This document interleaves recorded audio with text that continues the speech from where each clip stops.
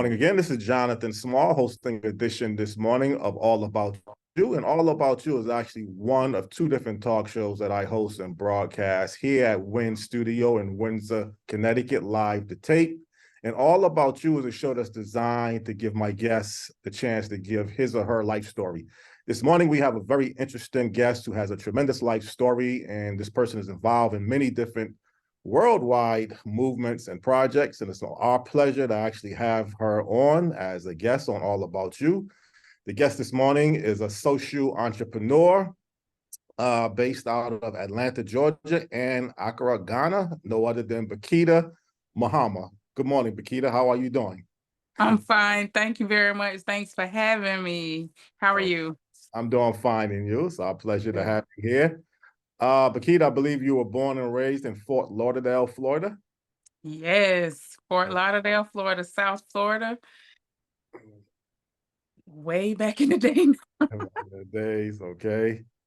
So what was it like growing up in South Florida, and I guess in general, and Fort Lauderdale in particular? Um, it's interesting. I didn't realize until maybe just a few years ago, that I grew up in a place that a lot of people come to retire in.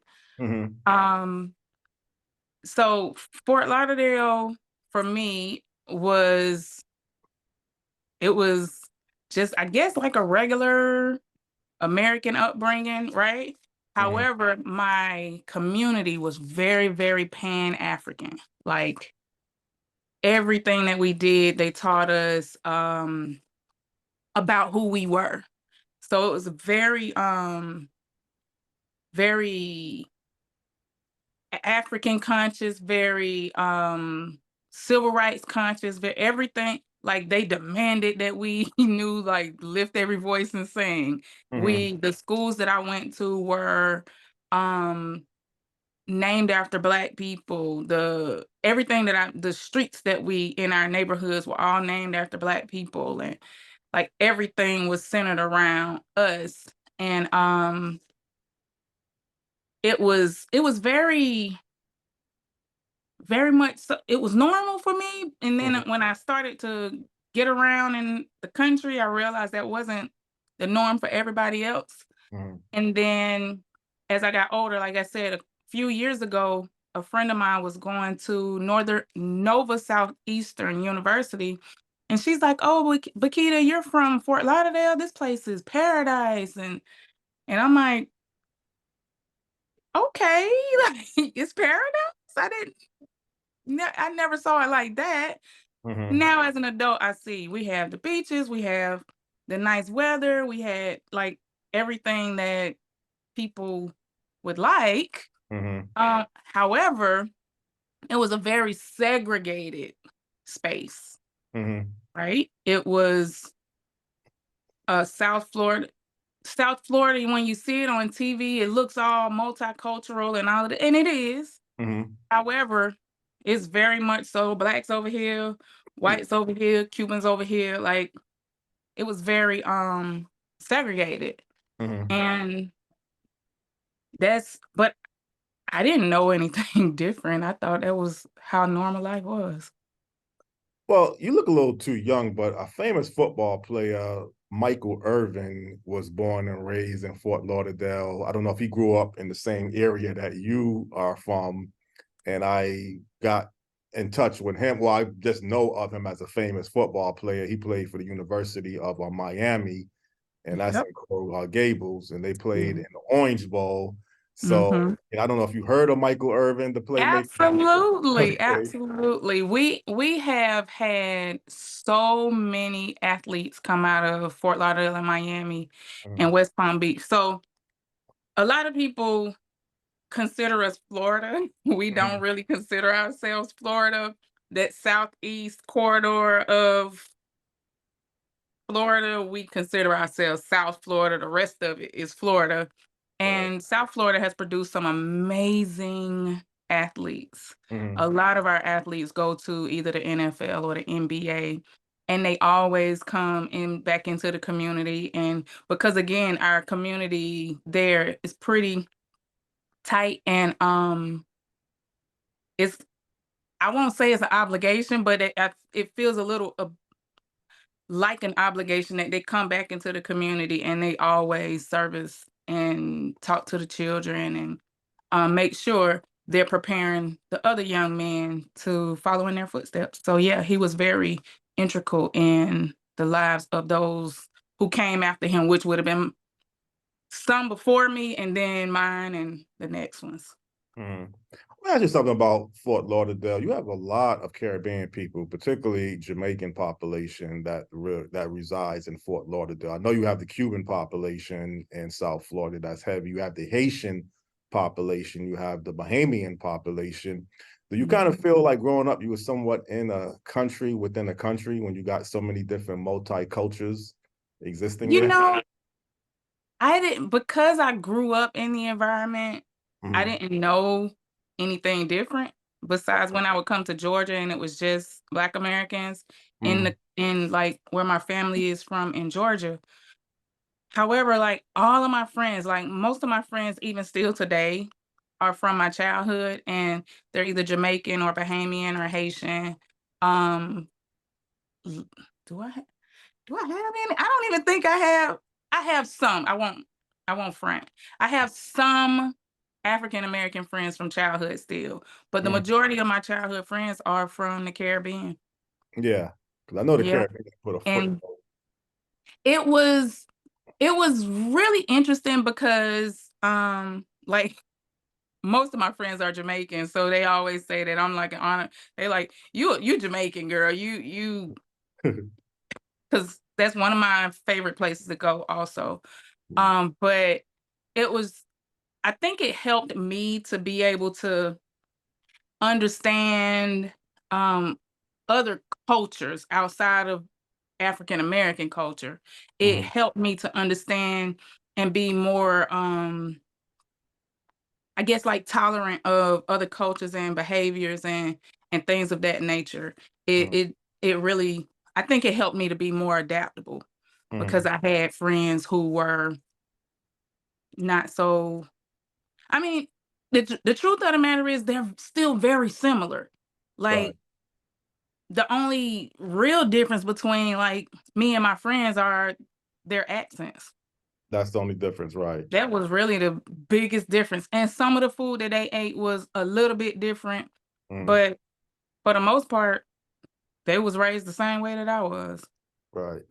If I stand corrected, didn't gospel singer Bobby Jones move this operation down to Fort Lauderdale? It used to be in Nashville, but I thought he moved to Fort Lauderdale, but I thought his Oh, church and his whole I guess congregation moved to Fort Lauderdale, or you're not sure about that? sure. I'm not sure. I think I heard something like that before, but I'm not really sure of that.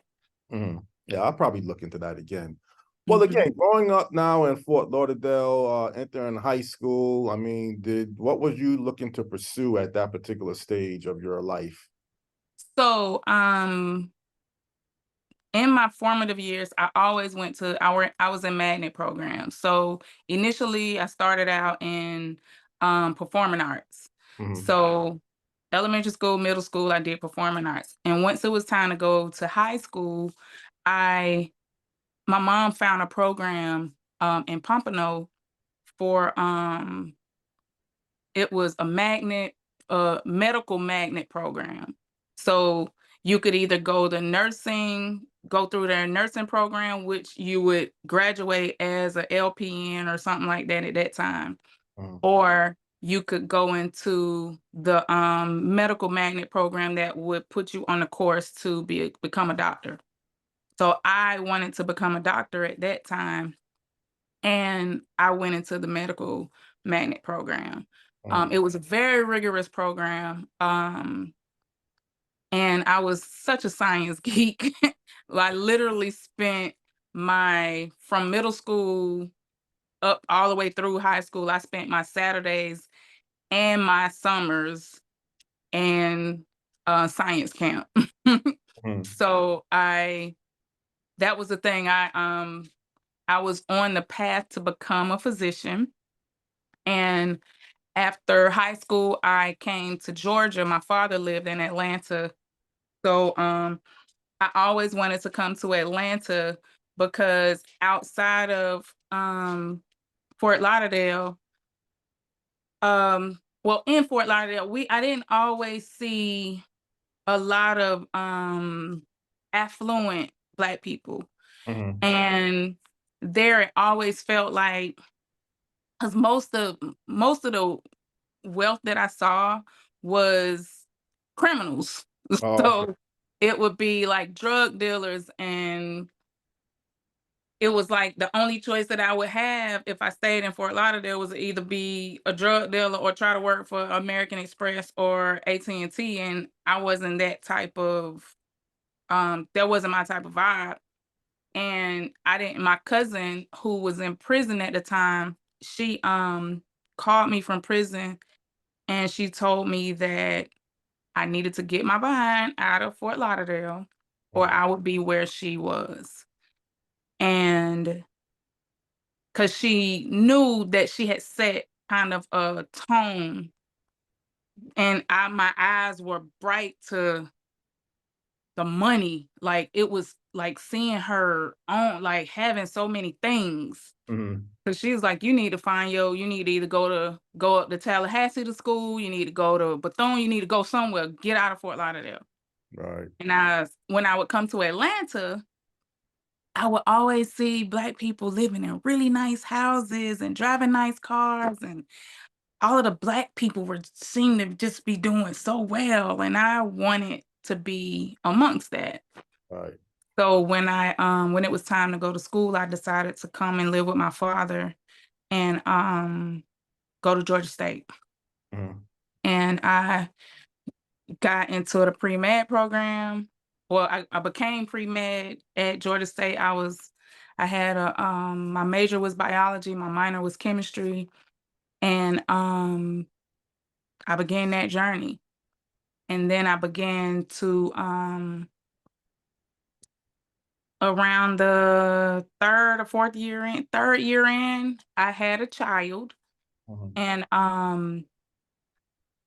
I got a job at Grady Hospital here in Atlanta, which is like the big trauma one center here. Mm-hmm. And I was doing work study at Grady, and as I began to do my work study, and then I got a actual job, and I started working in the ER on the children's side of the hospital. I That was exactly where I wanted to be. I wanted to be a pediatric emergency physician. And then I started working in the environment, and I started learning the bureaucracy of healthcare. And I realized that what I thought being a doctor would look like, it was not going to look like that. Mm-hmm. And what I desired to do in helping people and healing people, it was not going to look like that. And after having all of the doctors were Black, it was a lot of female doctors. It was a lot that was enticing about it. However, I was on the billing and administrative side and I was still in school, and I was getting to learn a lot of the behind the scenes things, and I began to hate it. Mm-hmm. I grew the resentment just grew up in me, like, how is this our healthcare system? How is this what we're doing? And I ended up dropping out of school, and the I stayed in healthcare for 11 years. However, the entire time I was just like, this some this is crazy. This some bull. I can't do this. Like, how is this how is this supposed to be beneficial for communities? Like, this not what it's supposed to look like. Right. So of course I started to try to figure out, okay, plan A is definitely not what I want to do anymore. So what do I want to do next? Mm-hmm. And that journey just, it took a whole nother whole nother route. Right. Well, let me just back step right quickly because when you had said something that kind of reminds me of what Michael Irvin said. He said that when he was growing up in Fort Lauderdale, he wanted nice things. He wanted to have a nice life, but he was exposed to a lot of people that was caught up into crimes, and he didn't want to go down that path. So then he took the path of utilizing his football talent and skills in pursuing college. And it seems like to me, your cousin, or was it your sister that told you My something about cousin. a cousin that you don't want to end up where she is at. So that's telling me something that, you was exposed, unfortunately, to some tremendous negativity, Yeah. but you was kind of strong-minded enough to go along with a relative like, your cousin letting you know that this is not the path that you wanted to go. Yeah. Was that a real blessing that you looked at it, that you didn't stay in Fort Lauderdale and got caught up into the other side of the tracks, most likely? Or do you think Atlanta was the right place at the right time for you to go to? So oddly enough, living in Fort Lauderdale it was like two total opposite parallels, right? So I had this very strong Pan-African thing that was happening in my life. Mm, Like uh all of the stores that I went to were ran by Black people. I was born in 1980, so I grew up throughout the whole 80s and 90s. And so I had all of the entrepreneurial stuff going on. My aunt, whose daughter was the one who was in prison. My aunt she owned a diner, and it was weird because while part of what I was seeing was really positive and really, um, like do your best type of thing. Academically, you were pushed to do really well. mm, The other side of it was seeing that, in the 1980s, crack was being dumped into the communities. In South Florida, you had the Jamaican posse was in there, the Cubans was coming in. Like, we were being inundated with a lot of criminal activity, a lot of drug activity, a lot of killing, it was a lot coming in during that time, and it was disrupting a lot of the positivity that we were getting. However, weirdly enough, and I'm sure a lot of other of our people can say that you would have this negative energy going on, but those same people would be encouraging you to do the right thing. all right, you're right. And it's like, you're encouraging me to do the right thing. However, I'm seeing you with all of this money. You got these big chains on, these big gold earrings on, and you driving an Acura. You got all of this good stuff going on that it looks good to me Mhm. as a 12, 13, 14, 15, 16-year-old. This looks great. Right. However, what was pivotal for me was when my cousin went to prison. She was somebody who I looked up to, Mhm. and her going to prison was a good. It wasn't good, but it was a good catalyst for me. Right. So it was like, oh wait, I don't want that. And with her calling me and saying, listen, I know she was very apologetic. Even still today, she's like, man, I am so sorry. I really wish I could have given y'all a better example, but that's all I knew how to do. Mhm. And that juxtaposed against when I would come to Atlanta and I would see all of the good stuff, it's like, okay, in Fort Lauderdale, I'm seeing, like, my mom was a professional. My mom was the first person in our family to graduate from college. She was a social worker. She was involved in the community. Like, my mom was we didn't live in the projects. I grew up in the suburbs. All of the things that you would think would steer me away from that. Mhm. my eyes was, although my mom was trying to keep my focus over here, my eyes was getting turned over here like, yeah, you saying all of this, but this look good. This is attractive. Right. So my cousin going, I really feel like my cousin going to prison was that alongside of me coming to Atlanta and getting able to see Black people doing really well was what I needed to make me leave that environment Mm-hmm. Well, so because I didn't want to hear what my mama had to say. right, exactly. So you left, like you say, right after high school. Basically, you went to Yep. college, and A then week after a week after I graduated from high school, I was in Atlanta. okay, was that like a big transition though? Because Fort Lauderdale is a little bit different. I mean, y'all got palm trees, you know, and other tropical climates and other elements down there, and Atlanta is a lot different. So was that a adjustment for you? It was. It was a big adjustment. I remember, for one, the summer was extremely hot. I didn't I thought it was hot in South Florida, but when I came to Atlanta, the weather was very different because I'm used to living close to the sea. So I was used to having a sea breeze and all that stuff. And then the hot here was really stifling. Mhm. That was the first thing that kind of caught me off guard.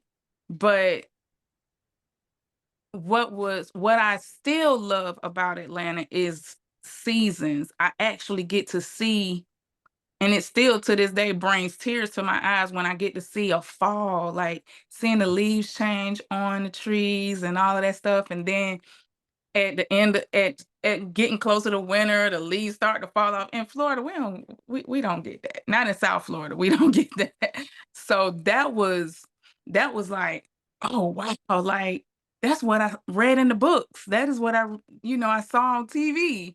Uh, And I never got a chance to see that growing up. However, I did struggle with not being able to go to the beach on a regular basis. yeah. Yeah, that was a challenge. And but the environment here, being around seeing mostly Black people and mostly Black professionals.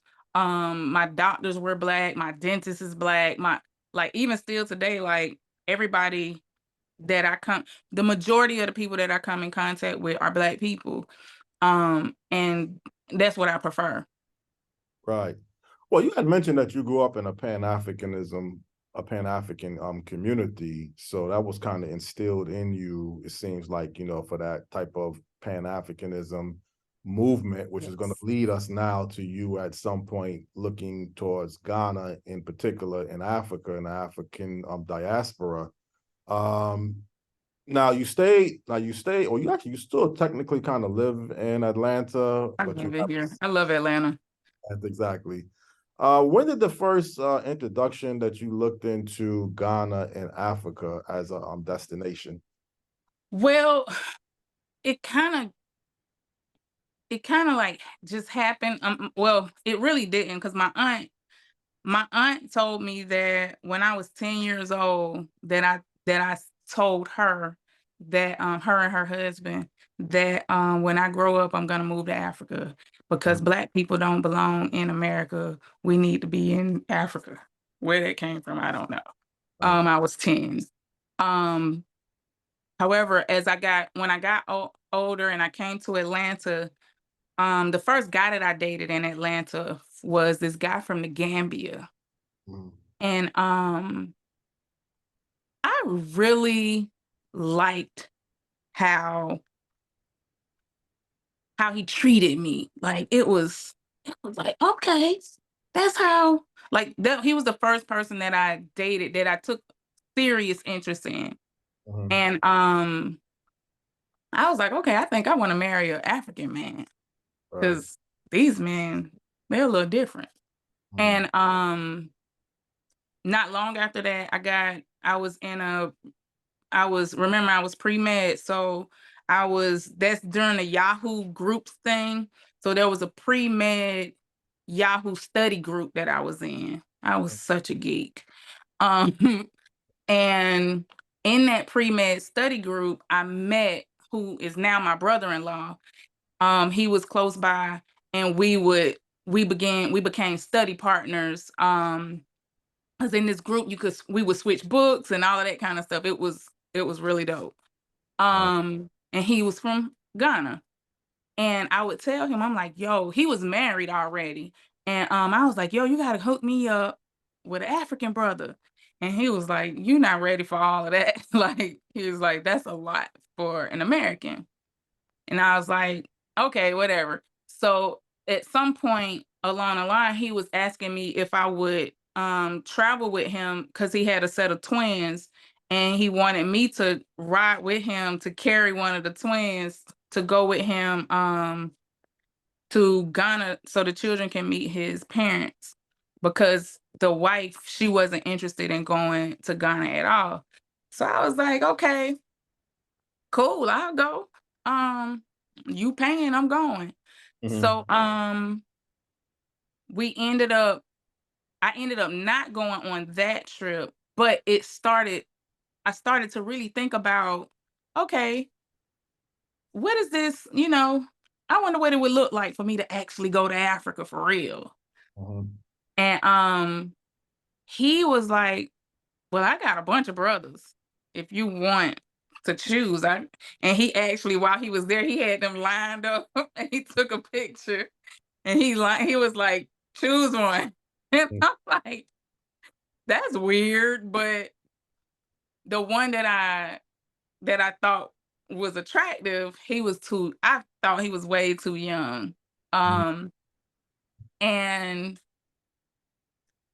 I was like, nah, I'm good. I'm not really, nah, I'll find me another one. So years passed along, and the one that I thought was attractive, he started contacting me.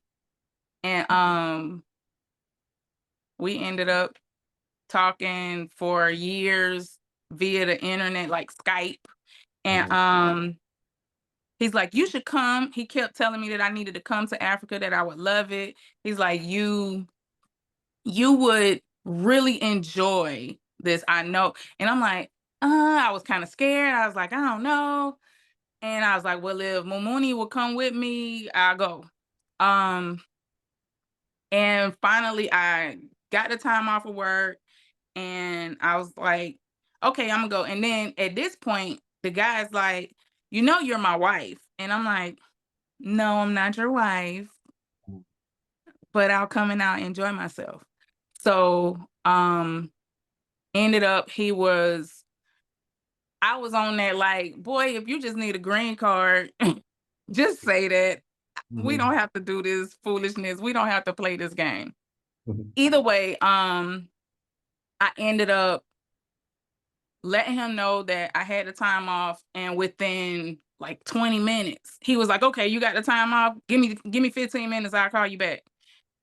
And I'm like, okay. Then maybe like 20 minutes later, my brother-in-law called me back, and he's like, have you bought your ticket to go to Ghana? And I'm like, no, I haven't. I don't have the money. I'm not financially ready. And he's like, well, you do have the money. Go ahead and buy your ticket. So he's like, check your bank account. I go and I open up my bank account, and I'm like, oh, this just got real. So fast forward, I go plan the trip. I go to Ghana, and I absolutely fall in love with the place. And I knew as soon as I landed that I was going to live there eventually. Now, when you arrived in Ghana, I mean, that has to be like a total different experience. I mean, it's one thing to leave Fort Lauderdale and go to Atlanta or another part of the country. It's another thing to leave the United States and go that distance to a total different continent. So, was you nervous? Was you anxious? I mean, what was your feeling going to Ghana? And then when you arrived there, what was it like that you felt when you basically got off of the plane? Oddly enough, I did not get nervous or anxious until I was almost there. So I took a really long layover in Amsterdam because my whole thing was, people make this seem as though it's a trip of a lifetime. So Mhm. I'm like, okay, I might never get to do this again. So I need to get the most bang for my buck. So I took um very long layovers. I think they were like either 10 or 12-hour layovers in Amsterdam. So I went, and mind you, I was traveling alone. Um, so I go into Amsterdam, spend 10 or 12 hours there each way. And then, but the first leg going to Ghana, everything was fine until, or I was fine until we're flying over the Sahara. And I look out the window and I'm like, I am literally flying over the Sahara Desert. Like, this place is real. I it's real. So as I'm flying over the Sahara, tears just start coming out of my eyes. Like, I'm just overwhelmed with emotions. Like, oh my God, I'm flying over Africa right now. Mhm. Like, it became very real. I wasn't nervous, I was emotional. Mhm. Um, then when I landed in Ghana, it was nighttime. And I always tell people Africa dark is a whole nother kind of dark than the dark that we used to. And as we're getting off the plane, at that point they didn't have the new airport. So this was 2011. So when you got off the plane, you had to go down the stairs and then get on a trolley to go to the terminal. So as soon as I came out of the plane, it was like the wind like came and like wrapped around me and like hugged me or something. It was a moment that I'll never forget. I can't even explain it. It was surreal. Mhm. As soon as that the the smells and the air and everything hit me at one time, I just broke out crying. I could not even control myself. I was just crying and crying. And I was like, oh my God, girl, get your stuff together. Right. I'm gonna think you're crazy. But I could not hold in those emotions. I had, for so many years, I had heard my friends when they would go to Jamaica, they would say, as soon as I hit the ground, I feel like I'm at home. I Mhm. feel this feeling of home. And I had been flying since I was 8 years old. And I'm like, I don't know what they talking about. Like, I don't know what that means. Literally, as soon as that plane landed and I stepped out of that plane, I was like, it felt familiar. It felt it felt real. It felt like something I never experienced before. And I couldn't even see anything. Mhm. It was it was beyond something that I can even explain. I don't know how to put it in words. I still, after all of these years, I cannot put it in words. Well, let me say something. It's always been documented that Jamaica and Ghana has the closest assimilation of two different countries.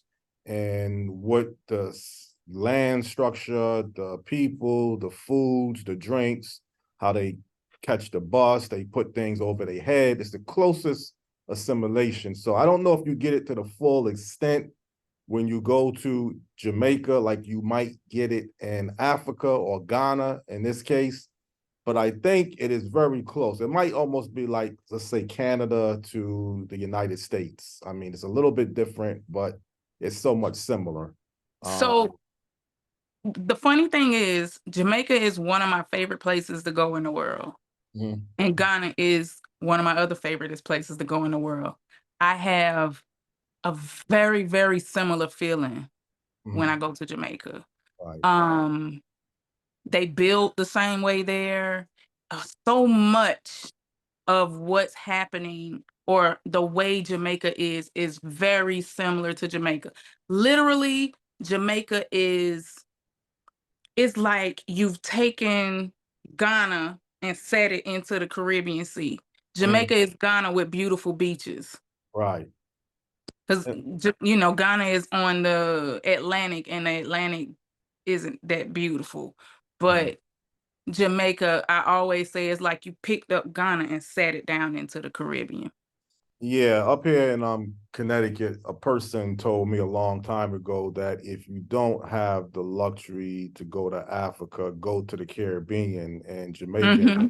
has the closest assimilation. So you definitely get a lot of the same feelings that you would get. The only difference in this case, though, is you're traveling so far away. Like, Florida to Jamaica, you can be there probably within an hour, 15 minutes. Yeah, 45 minutes from It, Fort Lauderdale. yes, so that's so close, but when you go so far away, you're kind of a lot disconnected from people now. Maybe the phone system is not. I mean, you said this was 2000 and what year that you went? 11, 11. So I don't know if WhatsApp was around not back yet. then. So the communication is a little bit different. The communication was very, very different. Facebook was a thing, Skype was a thing, um, and of course email. So those were the ways that I communicated with my friends and family while I was away. Um, it's weird because the way I did it, I wouldn't suggest other women do it the way I did it. That was real risky. All right. Um, and I'm thankful that it worked out for me. However, I traveled alone, and the only person that I knew on the ground was my now husband. Mm-hmm. And but it was an amazing, amazing experience. Like I just I can't even put it into words. It was probably the most amazing experience that I've had in my life, even still today. Well, Bequita, it sounds like you love Atlanta too. So it's like it's a different type of feeling that you get, if I'm correct, in Atlanta, but you still have that love for it that you quite can't get in Atlanta that you can get in Africa. Because some people would say there's so many things when you're in this Pan-Africanism mindset that you just really can't get in the United States, despite the fact that you may have a lot of Black successful people doing business with others in Atlanta. There's still something a little bit different when you go to the continent of Africa. So do you kind of look at it that way, or you can kind of separate the two and just move on? I mean, 1 foot in Africa, 1 foot in Atlanta. I mean, how's your whole mindset now? You know,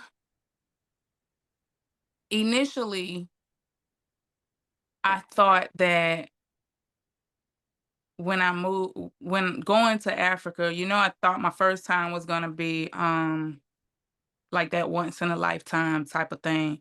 Now I can't even count how many times I've been back and forth between Ghana and America, Mm, or even Guinea, because I lived in Guinea for almost 3 years.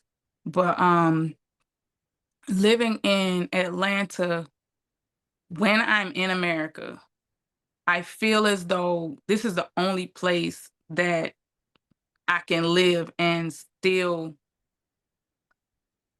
feel like me.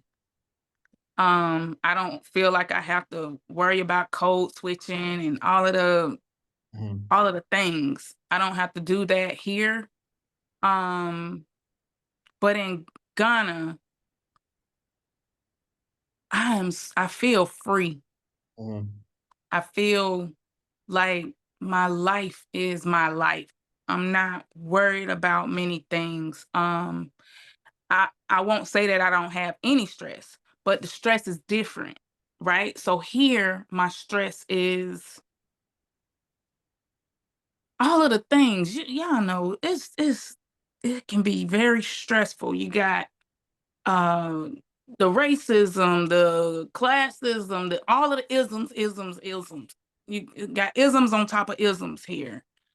And then when I go there, although there are specific problems that are specific to that nation, me not being from there and not growing up there, for the most part, I can't identify. So I get to live in a world of kind of obscurity. Like I don't know nothing about all of that. Even though I'm married to a Ghanaian, a lot of the stuff I learned how to not take on as my own. And that was important for me because initially, like we ended up moving. He came here, but we ended up moving back to Ghana. And it was a lot in the beginning. And then I had to learn how to compartmentalize because, you know, I got my own struggles at home because this is my home. Regardless of how I feel there, this is still my home. Right. And I tell people the most prolific part of me going to Ghana was on my first trip. I went to Cape Coast Castle, or Cape Coast Dungeon is what I like to call it. They call it a castle. It's a dungeon. And seeing and getting history from the other side of the ocean versus what I was taught was a whole other, it was a whole other cluster thing, mind blowing. It just really, but the one thing that it did do is it made me so freaking proud of who I am. It made me so proud of who I came from, of who it made me realize that, okay, if it wasn't for those of my people who actually were able to make it, I wouldn't be here. So my ancestors didn't die in no ocean. My ancestors didn't perish when they got here. My ancestors actually made it. And it made me realize that those of us who are here right now in America we are descendants of the strongest of the strong, mind, body, and soul people who were transported here at whatever point we got here. Because if we came here before it happened, or if we came here during or after, we had to be very resilient people to be able to survive this thing that we call this experiment that we call America. And going to Africa has made me more proud of my people than I think I would have ever been. And I was already proud, but it made me like, I come from we're the most unique. I feel like we're the most unique people on earth. And that experience showed me that we went through the most atrocious thing that human beings could possibly go through. And even though we still got a long way to go, how can a people survive and still be able to be great entertainment, great inventors and innovators? Like we some dope people. Right. Well, We some dope people. Well, I think it's definitely a historical element towards when you go to Ghana. I mean, this whole Pan-Africanism movement, and really this show is kind of more centered around you. And I really felt it was necessary because you have such an interesting life story, and it definitely is coming across now.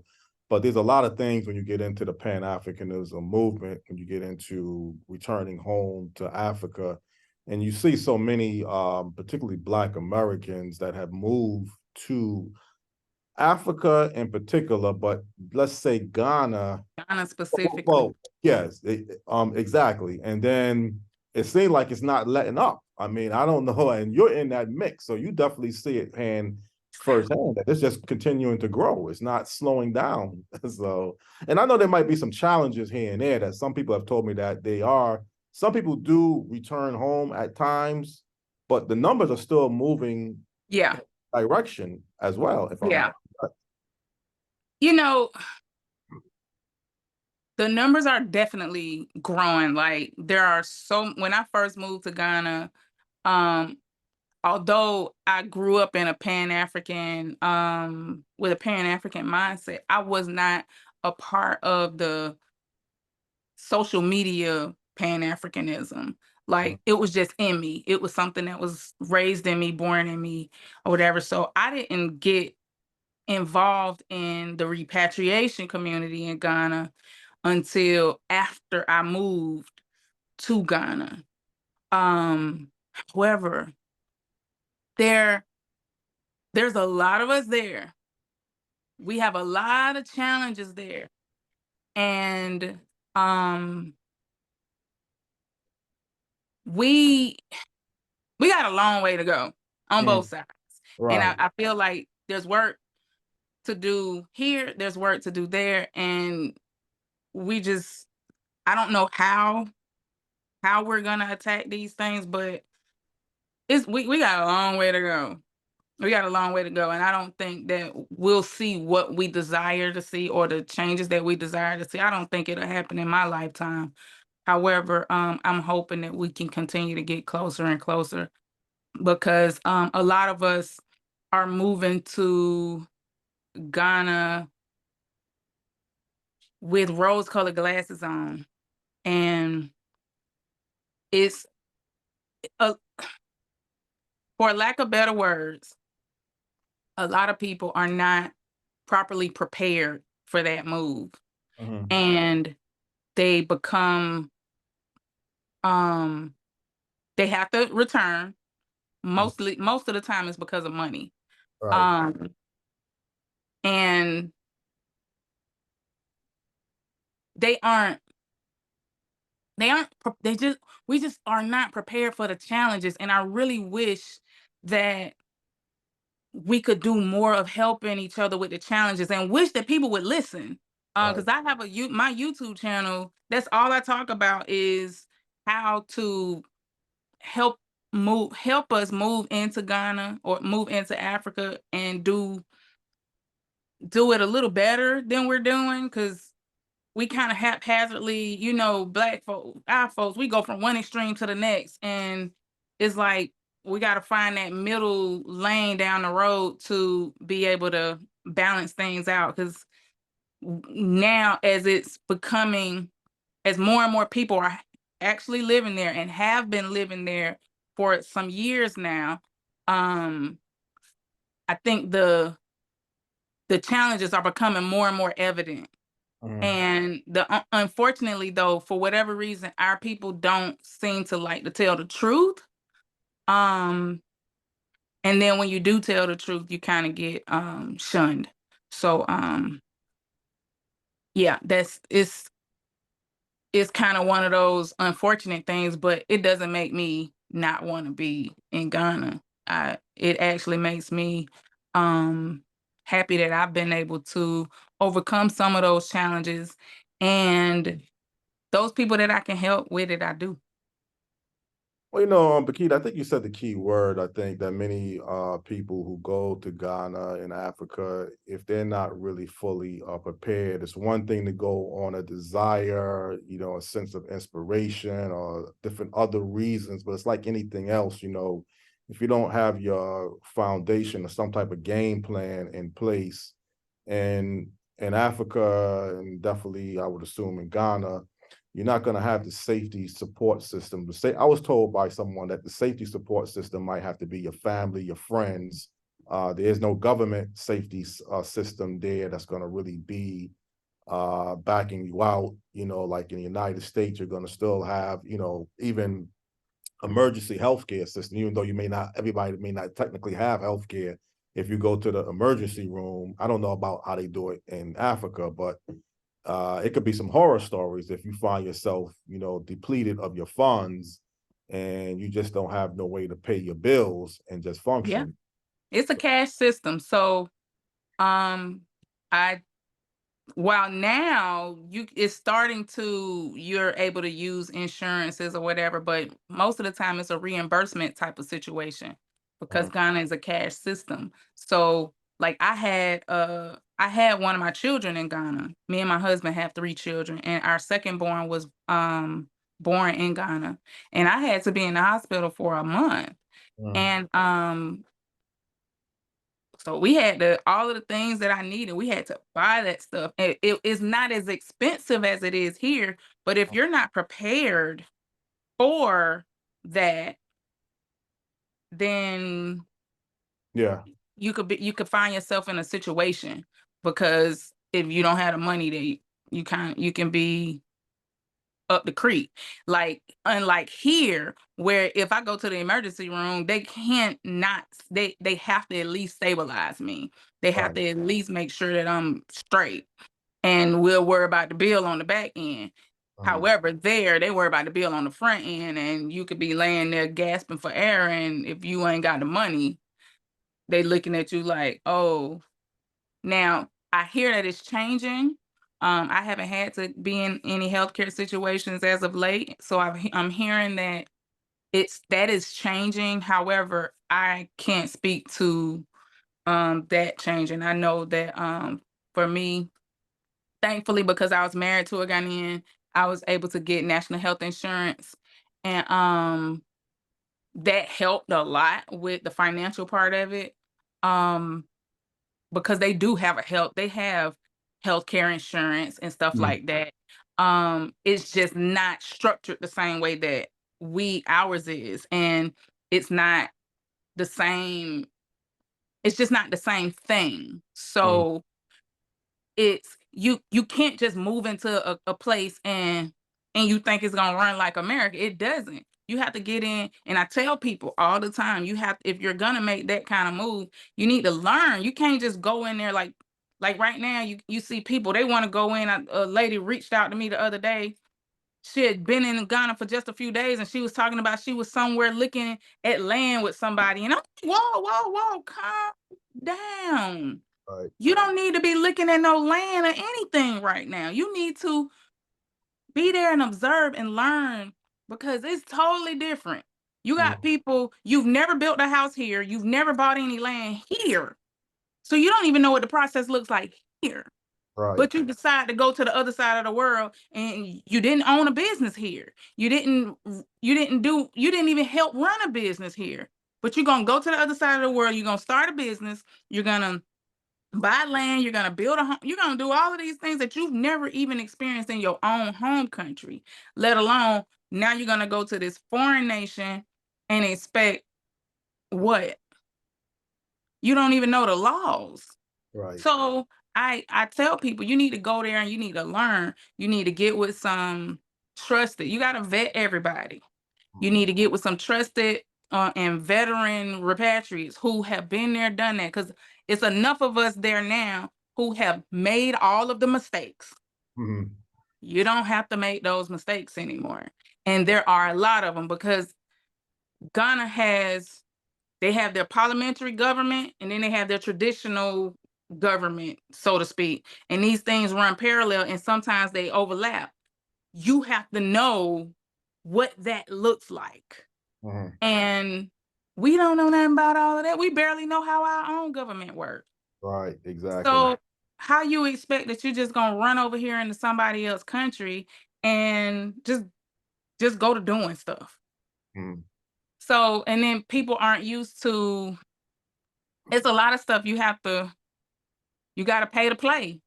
Exactly. And a lot of people don't understand that. They're not used to it. And then well, this ain't right, and that ain't okay. It's not right. But this is how these people run this how these people run their society. Mhm.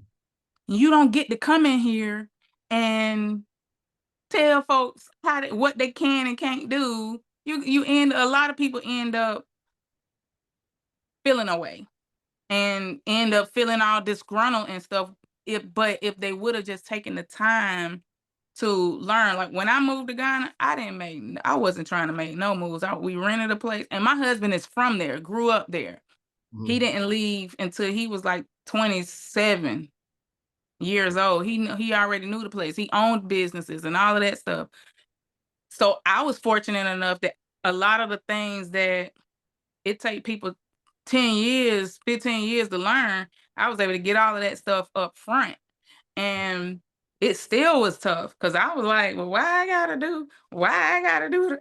I'm trying to like, that Mhm. don't make sense. No, it don't make sense to me.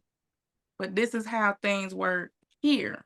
So like I hear a lot of people as they move, they say, well, that's just common sense. And I'm like, no, common sense is common for the place that you're in. So Mhm. what's common sense in America is not common sense in Ghana. Right. What's common sense in Ghana, you like in Ghana, it's common sense that you don't hand somebody something with your left hand. Right. Okay. That's a lot. That's not common sense here. Mhm. But people literally will feel insulted if you hand them something or if you grab something with your left hand.